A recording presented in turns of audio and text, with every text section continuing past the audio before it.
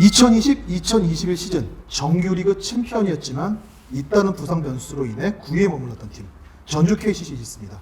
네, 그렇습니다. 21승 33패로 리그 9위에 머물렀고요. 말씀하신 대로 2020-2021 시즌에 정규리그 1위를 차지했으면 사실 어떻게 보면은 좀 기대 이상의 성과였다고 볼 수 있죠. 그리고 그 중심에는 이 MVP 송교창 선수를 중심으로 한 스피드 농구가 있었습니다. 그런데 이제 이번 시즌에는 이제 송교창 선수가 어떤 부상, 그리고 주축 선수들 뭐 정창영 선수도 그렇고 김지환 선수도 그렇고 또 주축 선수들이 잇따라 부상을 당하면서 급격하게 경기력이 내려가면서 결국에는 리그 9위로 시즌을 마무리를 했습니다. 결국 KCC가 6강에 들지 못하고 9위에 머문 이유 어디에서 찾아야 될까요?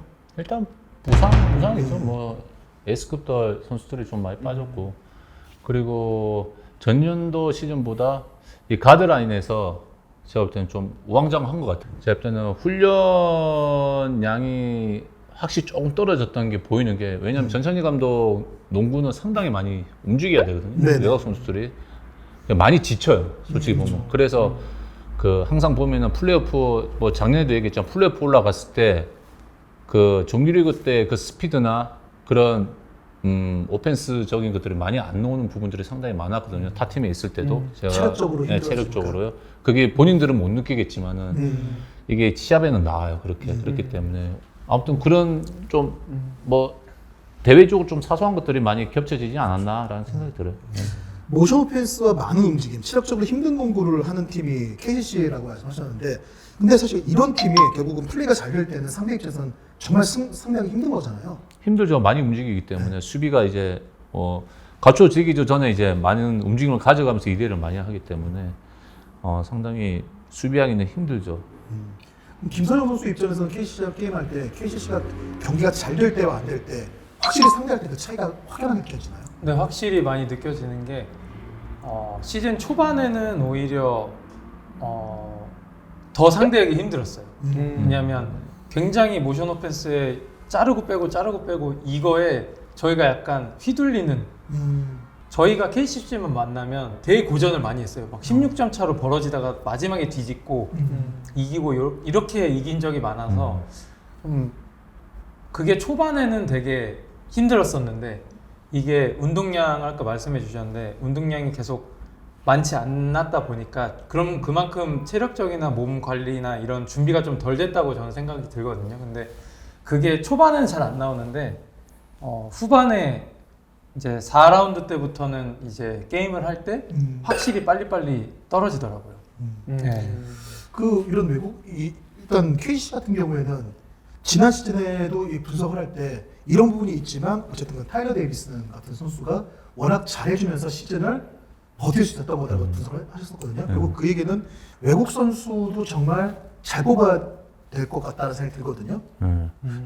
위원님이 보실 때는 좀 어떤 유형의 선수가 필요하다고 생각하세요? 제가 볼 때는 외곽에서 많이 플레이를 하기 때문에 지금 국내 선수들이 일단은 어떻게 뭐 취향도 내가 볼 때는 전찬희 감독이 내가 볼 때는 센터로 뽑을 것 같고, 포스트에 많이 하는. 왜냐면 라가나 선수가 이제는 포스트 플레이를 예전처럼 많이 안 하거든. 네. 미들샷 쏘고 그쵸. 3점 쏘고 하는 것들이 많기 때문에 그 포지션을 많이 넣어야 될 것 같고, 왜냐면은 모션을 많이 하기 때문에 이 지친 상태에서 했을 때 이 플레이가 안 됐을 때 한 번씩 그 외국 선수들이 한 번씩 풀어주고 이러면은 그 세이브가 되거든, 솔직히. 그리고 2대1을 많이 하기 때문에 2대1을 상당히 잘하는 선수, 상당히 롤 플레이를 많이 하는 선수. 왜냐면 앞으로는 이제 라간 선수가 이제 쏘니까 지금은 롤 플레이만. 데이비드가 있을 때는 롤 플레이 상당히 잘해줬거든, 얘가. 근데 그 선수가 빠지고 나서부터 보면은 플레이오프 챔피언. 플레이오프도 마찬가지고 정규리그 마지막 경기들을 이제 6라운드 경기를 보면은 상당히 점수도 많이 주고, 그리고 수비에서 상당히 흔들리는 게 보이거든, 이게. 나부터 센터로 뽑지 않을까라는 생각이 들어요, KCC는 올 시즌. 이승현 선수 외에도 이제 허웅 선수도 데려갔단 말이죠. 이동환 기자. 네. 이제 허웅 때문에 작년에 DB를 지지했었는데 네. 이제 KCC로 갔잖아요. 그렇죠. 네. 네. 이승현 선수에 대해서 언급을 많이 했는데 네. 허웅 선수 언급을 좀 안 했어요. 네. 이번에 대한 좀 보완을 해줘야 될 것 같은데. 아 제가요? 네. 네, 그렇습니다. 이제 우리 허웅 선수가 이제 이제 허웅 선수 합의가 돼 있는 얘기인가요? 지금? 아니요. 저는 네네. 연락도 한 번도 안 해봤습니다. 네, 허웅 선수가. 그러니까. 네, 이제 전주로 갔는데, 그러니까 사실은 조금 저는 개인적으로 지켜봐야 된다는 입장이긴 합니다. 왜냐하면 지난 시즌 허웅 선수가 발전도 많이 이뤘고 FA 시장에서 정말 좋은 평가를 받았지만은 실질적으로 이 선수가 이제 뛸 때 어떤 동료들을 살리는 능력이 얼마나 극대화되느냐의 부분에서 아직은 저는 또 조금 지켜봐야 될 부분이 있다고 보고요. 왜냐하면 이 선수는 조금 더 어떤 그냥 2번에 더 가까운 전형적인 2번이라고 생각을 하고, 근데 제가 지난주에 그 이제 대학리그를 갔다가 전찬진 감독님을 만났습니다. 그래서 여쭤봤더니 김지한 선수, 허웅 선수 1.5번으로 같이 쓰는 거를 말씀을 하시더라고요. 이게 왜냐하면 지금 KCC가 이번 이적 시장 과정에서 어떤 1번 자원이 좀 누출이 많아지면서 이제 그런 부분 얘기를 좀 많이 하셨는데, 저는 그래서 이번 시즌이 허웅 선수에게 또 다른 좀 증명을 해야 되는 시즌이 된다고 생각을 합니다. 예, 그래서 저는 허웅 선수가 잘할 것이라는 기대를 갖기도 하고 있지만 좀 지켜볼 부분이 좀 많은 시즌이 되지 않을까라는 생각을 개인적으로. 저는 KCC가 완벽한 1번이 없기 때문에 흔들릴 수도 있다라는 생각이 들거든요, 솔직히. 근데 이제 뭐 계속 그렇게 경기를 해왔으니까 뭐 정찬인 선수, 김지한 선수 뛰면서 오히려 뭐 유현준 선수보다는 그 선수들이 더 많이 뛰었기 때문에 그렇기 때문에 뭐 잘 뭐 헤쳐나갈 거라 생각하는데 그것도 제가 좀 생각해야 되지 않을까라는 생각이 들어요. 네, 추승균 의원께서는 어쨌든 잘 헤쳐나갈 거다라고 얘기를 하셨고요. 이동환 기자는 허웅 선수는 전형적인 2번 1번 동료를 살리는 능력은 부족하다라고 정리해 줬습니다. 그건 아닙니다. 지난 시즌 KCC에서 그럼 가장 인상적이었던 선수는 누구였을까요? 일단 김상현 선수는 게임하면서 좀 누가 가장 지난 시즌이요? 네, KCC에서. 뭐 KCC 하면은 거의 초반에는 정현이 형이 거의 멱살 잡고 끌고 가지 않았나. 이게 부상이 나오면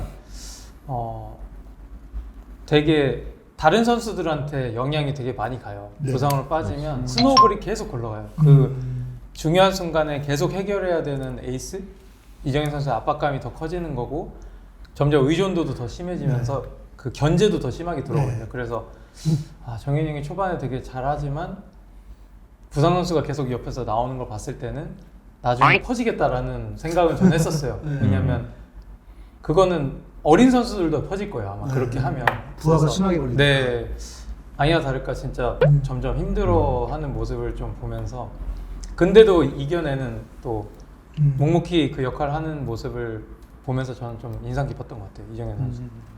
추승균 의원께서 보시면 저도 그렇게 생각해요. 왜냐면 뭐 계속 그 경기수를 안 빠지고 계속 뛰잖아요, 어떻게 됐든. 네네.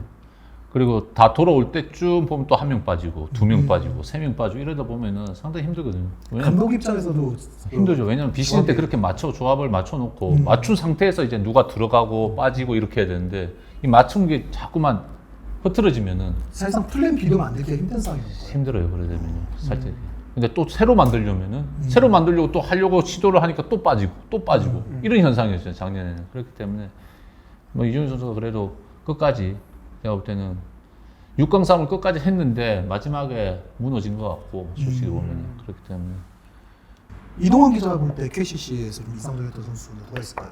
저요. 근데 저는 이제 라거나 선수 얘기를 좀 하고 싶은데, 그러니까 이정현 선수 얘기를 하셨지만 같이 좀 시즌 초반에 좀 어떻게 보면 좀 멱살 잡고 가려고 했다가 이게 잘 안 됐다고 보고, 그러니까 이정현 선수도 그렇고 라거나 선수도 그렇고 이제 아무래도 팀 전체적으로 부상도 많고 체력적으로 떨어져 있다 보니까 같이 이렇게 좀 다운이 좀 많이 됐던 것 같아요. 그래서 라거나 선수도 타일러 데이비스 선수와 같이 뛰었던 그 전 시즌에 비해서 어떤 활동량이나 수비 커버 범위도 좀 좁아지고, 갈수록 이제 이게 좀 의도적인 부분도 있었던 것 같은데 갈수록 픽앤팝을 좀 더 많이 하더라고. 3점 시도도 늘어나고, 이런 부분을 봤을 때 이게 라거나 선수의 어떤 개인의 플레이 스타일이 이게 팀 전체적인 어떤 지금 어떤 어려움과 좀 연관이 있다는 생각을 저는 많이 했어서, 다음 시즌에 만약에 어떤 그런 어떤 정말 좋은 기량의 빅맨 센터 외국 선수를 뽑았을 때 라거나 선수가 그 좋았던 시즌의 어떤 모습을 돌아갈 수 있을까? 그리고 이 선수가 추승용 위원도 말씀하셨지만 나이를 어느 정도 먹었기 때문에 이제 이게 그냥 노쇠화일까라는 부분을 좀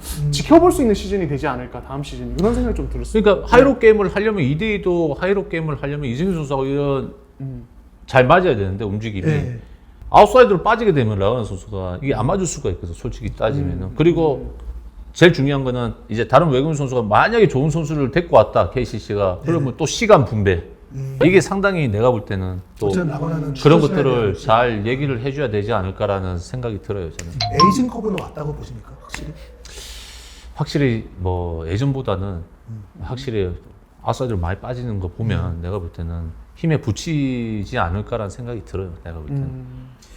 어쨌든 라거나 선수 같은 경우는 KC 지금 뭐 여러 가지 얘기를 하면서 KCC의 변화라든가 그리고 전창진 감독이 추구하는 그 특유의 농구에 관한 분들 많이 얘기했는데 어쨌든 라거나 선수가 다음 시즌 어떤 모습을 보여주냐 이것도 KCC의 시즌 전체에 상당히 큰 변수가 될 것 같습니다.